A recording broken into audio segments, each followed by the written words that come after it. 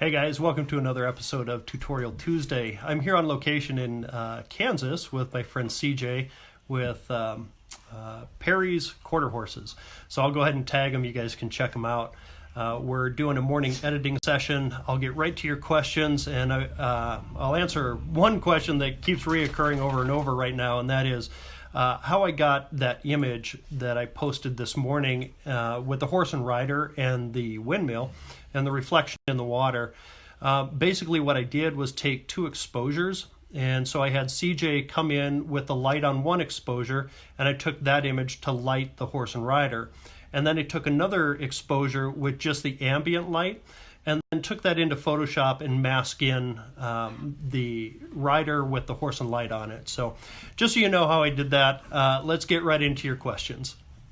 Hey Sarah, thanks for the question. Yeah, I use a notepad and a pen, and I create a list of jobs that I need to complete in editing, jobs that are coming up, invoices, and miscellaneous tasks. That's how I stay focused.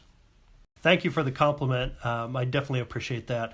Yeah, so that image was created with two different exposures, one for the ambient and one for the flash, and then mask them together in Photoshop.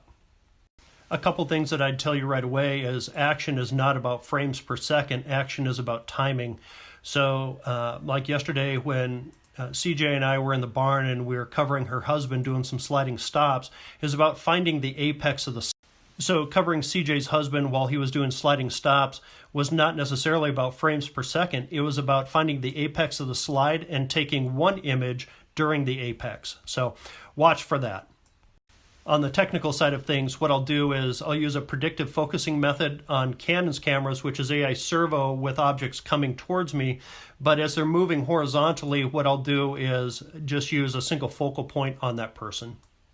This is a really good question because I'm actually drawing a blank on this, but what I'm really drawn to are the craftsmanship in things that we do, like leatherworking, saddle making, even metal workers. So those things really draw.